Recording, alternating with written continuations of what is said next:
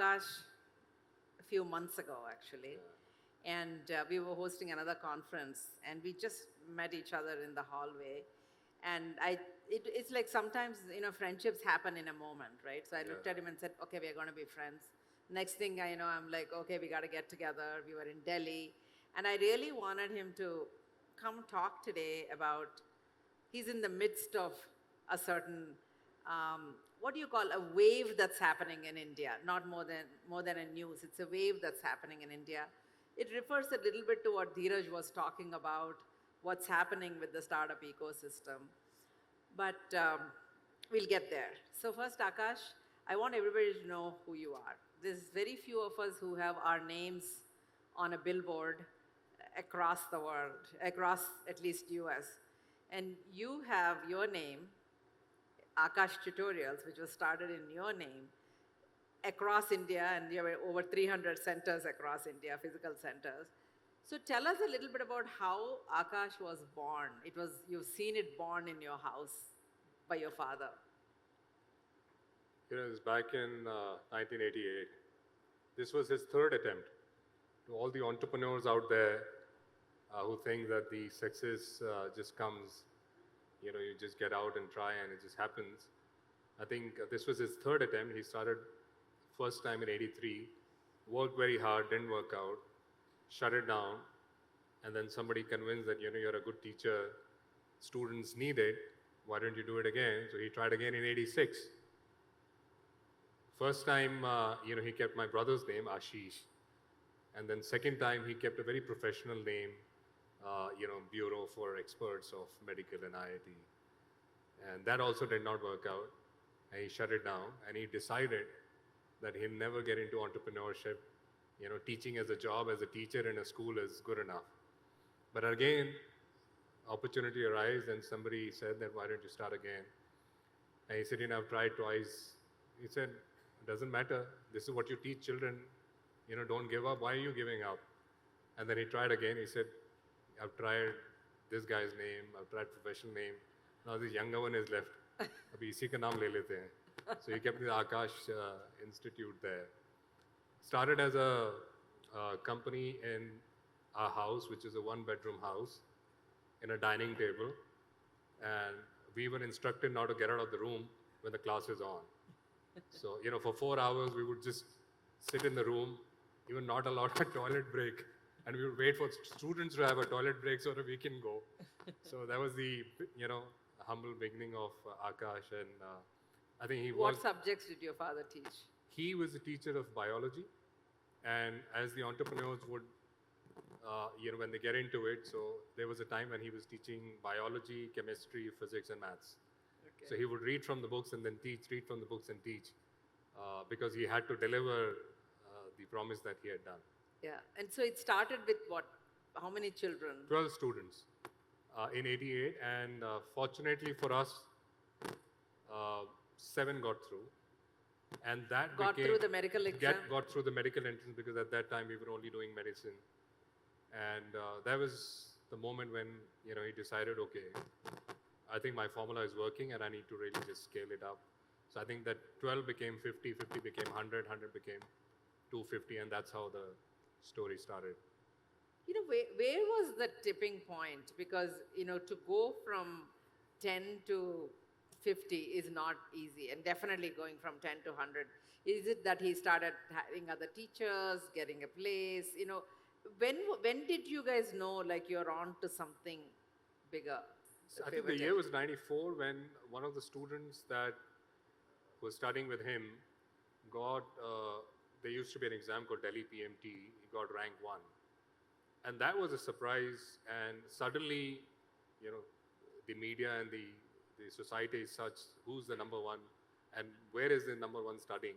So there's some Mr. Chaudhry who's teaching these kids for medical entrance, and this guy's got rank 1. And I think that was a turning point for us, where the whole of Delhi came looking, where is this teacher who's teaching the topper? And in '96, we got one of the students at rank 1 in India. Yeah. And that's where the whole, neighboring cities and states start coming in, that where is this teacher who's teaching and producing this kind of performance? Mm-hmm. I think '96 and '94 were 2 pivotal years where they sort of established Akash as a brand for quality test prep. So when you grew up, did you go into the business right away? Tell me a little bit about when did you start getting involved? So I got involved in first time in 2001, and very typical entrepreneur, one-man show. I would propose and he would dispose. Like I would, with complete energy, enthusiasm, planning, strategy, I would go and this is how you should run the business. This is how we should do this. He said, paper वहीं रख दो, मेरी class का time है. And the paper would just lie on the table. And I kept trying for a year, and it would just happen like that, and I sort of gave up on him. I said, you know your business best. You're a rock star teacher. I can't question the success. And then he would say that, without all your strategy, I'm doing so well. Why do I need this?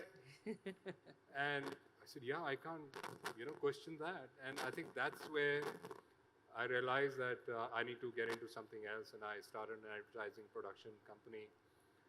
Failed miserably at that. Launched so many campaigns. Launched a national campaign which got bust.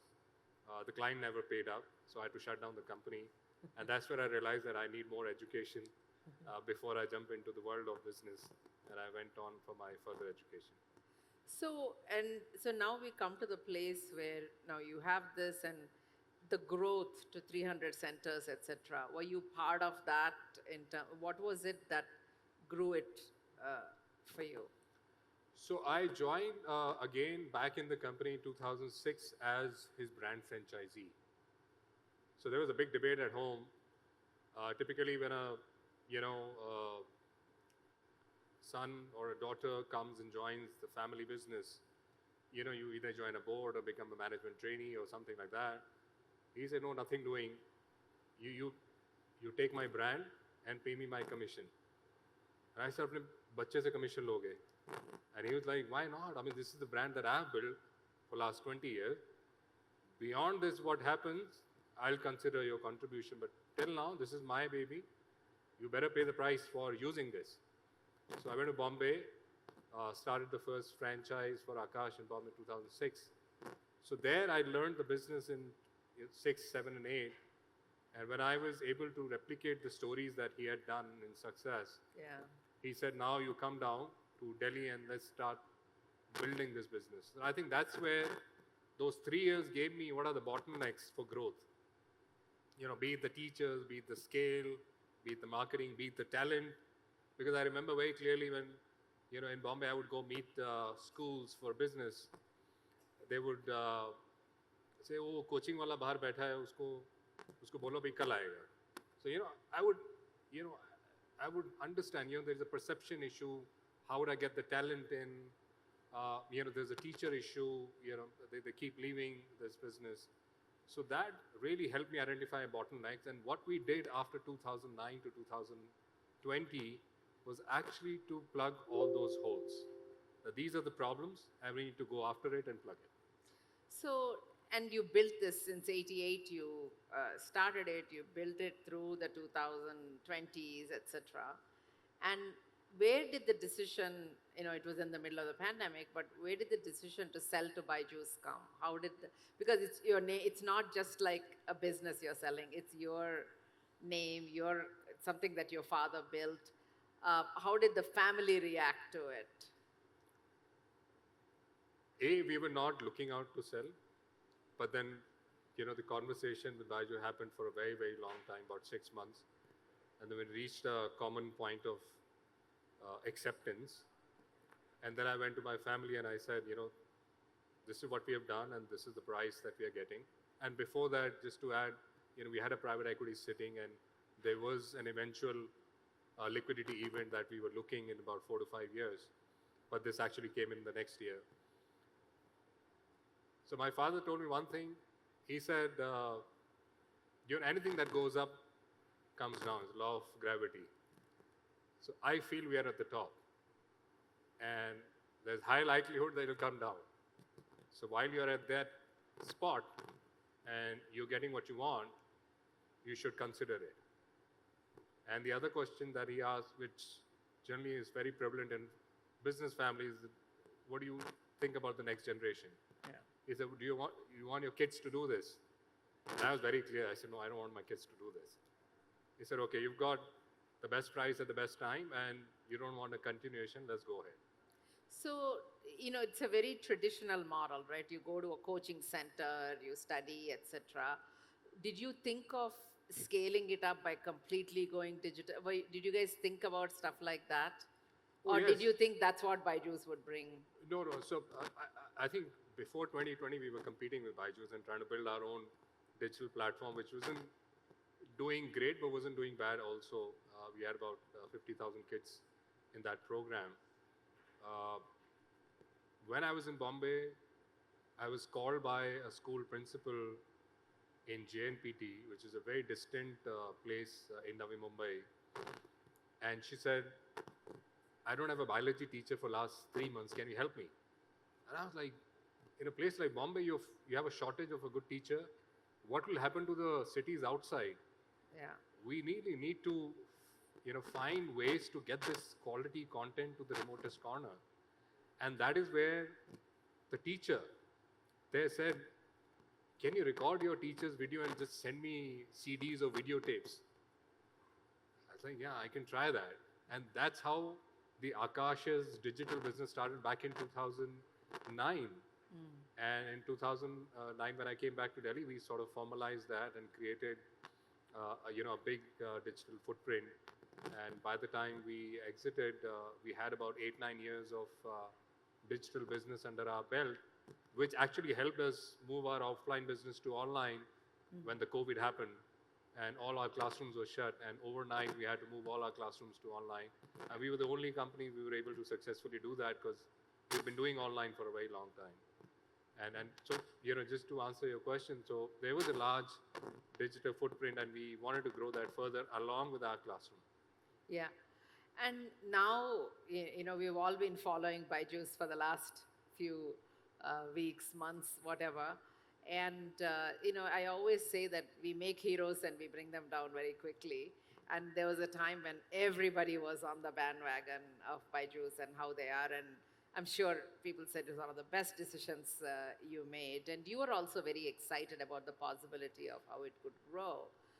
So why do you think what happened has happened? I think for us, we made a decision in a situation.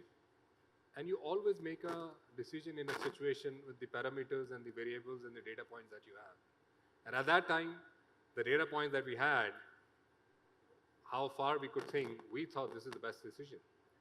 Because you were in the middle of the pandemic, nobody was in the middle of coming to the pandemic, centers. and the first call that I got from Byju was June 2020, which is like right in the middle of pandemic. Yeah. And we thought this is the best thing to do, given how the world is moving, everything becoming online, and we don't want to be the next Kodak or a Nokia. Yeah. Repenting the decision 5 years down the line, et cetera, that we had an opportunity. Yeah. So we took that call, given the situation that we were in, some of the examples that we'd had in the corporate world, not acting at the right time. It's not about you doing something wrong, it's not about acting at the wrong time. So this is what led us to take that plunge. Yeah. And today, whatever situation the Byju's is in, as a company, is actually also an outcome of the decision that the company has taken because of the situation they were in. People were pouring in money. People were not asking questions. So why would you build your system for that? Now, in the retrospect, you feel that you should have, but when you are dealing with that situation, options or scenarios like don't even show up on your screen. Even if they show up, they become annexures. They don't take the highlight. And the outcome today is also a decisions that he or the team would have taken in that situation that they were dealing with. So when a venture capital is pouring in money without asking much questions, or maybe even the board is not questioning, and you also talked about how charismatic of a leader, Byju could be, and the situation also in terms of all the money coming in, etc. When you look at all these things, where do you think we could have prevented something like this to happen? And it's a very hypothetical question because you are not part of the management, but I would like to hear your perspective of, I think there's could no. you have known somewhere, hey, did you look at all the background checks and did you find something? Were you worried about something? Where could we have, as an investor or whatever, could have known there is something wrong? I think there were some signals, and we conveniently overlooked them. Like 70 other investors who are part of the cap table, and they did look at the opportunity and they went ahead and invested in the company. Uh, I feel that the VC world, I don't know how many VCs are there, how many invested companies are here, but I feel that there is, apart from money, there has to be an element of responsibility. Uh, how much are you giving? Why are you giving? How closely are you following up on the credentials and the compliances of the company? And this example really shouts out the need for good corporate governance. Yeah. Shouts out, and not only at the company side, but also at the VC side, that we should not get blinded by just the opportunity. We should double click on what is making that opportunity exist today. Are those dependable parameters for us or not? So I think that is where people completely overlook, Yeah. and that led to, one investment led to another, and another led to the third one, and it created a large. But I would say that to pull that, something like that off, is not easy. What he was able to build is exceptional. And we've seen 30 years of business. It's not how you do this year or next year. It's about how you continue to deliver year after year. That creates a trusted brand. Yeah. If you are delivering more than what people expect repeatedly, you show consistency there. I think that transforms into or translates into the trust for the brand. And that journey, I think, is yet to be played out in case of Byju's. What would you like to see happen to your brand? I mean, now it's tied to Byju's. Would you like it to get it back, or what would you like to see happen to Byju's as well as to your brand? I think more than the brand, I always feel that the consumer should be protected, because a brand is because of the customers and the consumers that they are serving. So whosoever runs it, whosoever owns it, should feel strongly about maintaining the commitments that has been given to the consumers. Yeah. If we falter on that, be it Akash, be it Byju, be it any company, wouldn't stay longer in the game of business. So I just want to wrap up with you talking a little bit about, you said your passion is bringing some regulation, some kind of a governance to the education sector. What would you like to see there? I think, formal education sector has lots of regulations, and it's so surprising that the informal or the peripheral education entities do not have any kind of regulation. They don't have to answer. For example, if I have to start an engineering college or start a medical college or any other professional program college, I have to go through series of approvals and compliances. But if I have to start an online YouTube channel for teaching a postgraduate program in medicine or science or nanotechnology, I don't have to ask anyone. Yeah. And at the end, the consumer, the interest in terms of their investment and future and career needs to be protected. That you're being taught by a credible entity and you will not be cheated or your money will be secured. So there has to be some sort of watchdog on the non-formal side of education, which surprisingly is not there. And I was and I am sort of in a way part of that side of education fraternity. But since we see it closely, we see that we can go up and start anything anywhere. There's no one to question us, which gives you a very wrong sort of an advantage over people who have to go through compliances. And if you're not using it the right way and bringing the policies and regulation, I think you're not doing justice for a long term. Yeah, I just want to wrap up by saying that I think it's very easy to blame someone and say, how did this company do it, etc. But I think it's equally the responsibility of the consumer and the responsibility of the venture capitalists. Everybody, it's like giving a kid a bunch of money and being upset they've misbehaved. So I think there's a lot of governance needs to come, and I know you're working on it, so hopefully we'll see a lot change. Thank you. Thank you.